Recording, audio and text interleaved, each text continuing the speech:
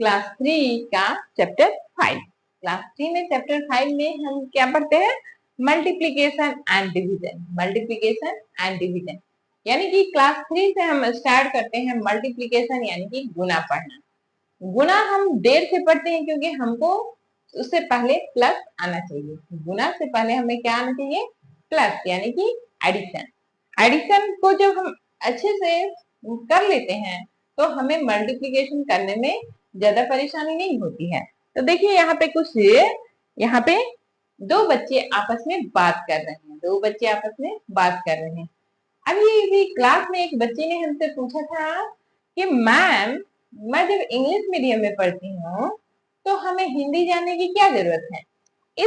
इस जो पैराग्राफ दिया हुआ है उसका हिंदी जानने की क्या जरूरत है? तो मुझे बड़ा अच्छा लगा कि चलो बच्चे कुछ सोच रहे हैं कि मैं हिंदी क्यों जान, मैं तो इंग्लिश मीडियम हूँ तो मुझे हिंदी क्या जानना चाहिए।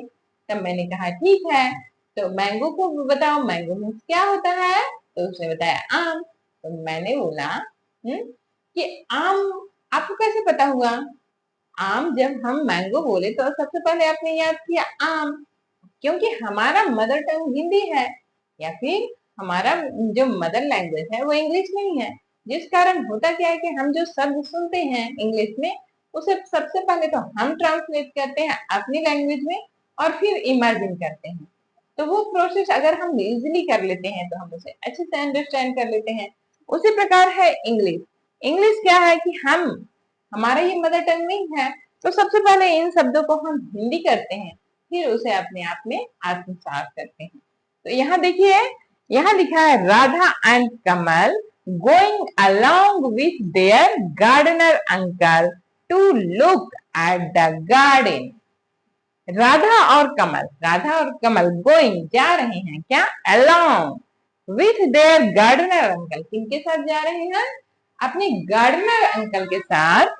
कहा जा रहे हैं? To look at the garden. क्या देखने जा रहे हैं? अपना गार्डन देखने जा रहे हैं।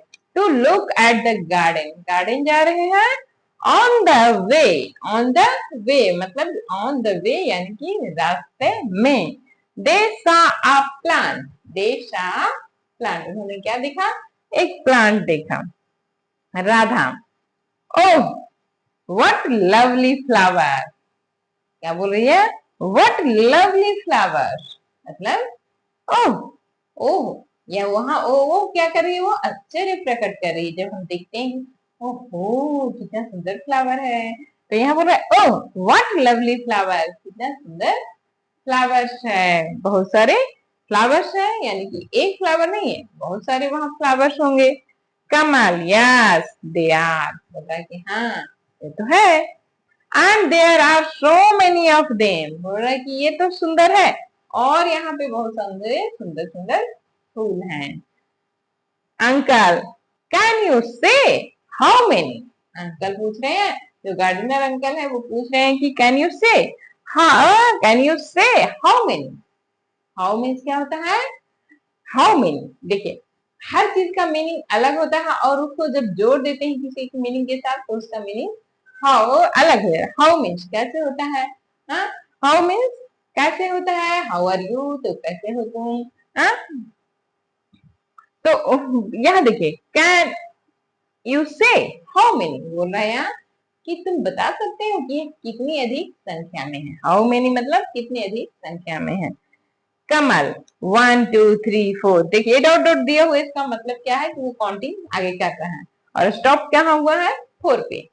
तो 1 2 3 4 यानी देयर आर 4 फ्लावर्स। वहां कितने फ्लावर्स थे? 4 फ्लावर्स थे। कितने फ्लावर्स थे? 4 फ्लावर्स थे।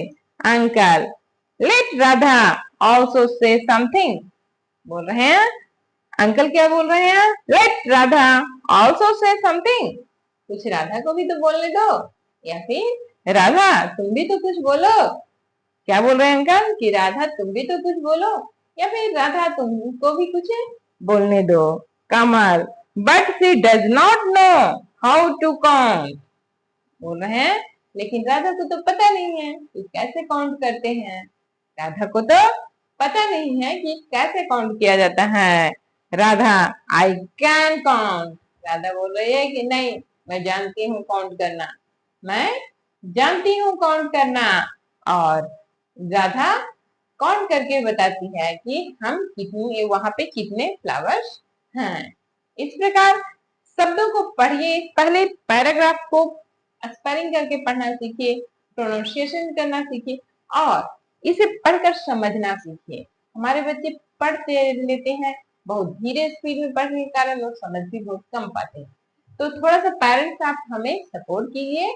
जो बच्चे स्कूल से पढ़ के जाते हैं उन्हें बार बार उसकी प्रैक्टिस, कम से कम 2 बार प्रैक्टिस कर ले तो बच्चे अच्छे से समझना शुरू कर देंगे। इसका जो सेकंड पार्ट है उसे मैं दूसरे दिन बताऊंगी।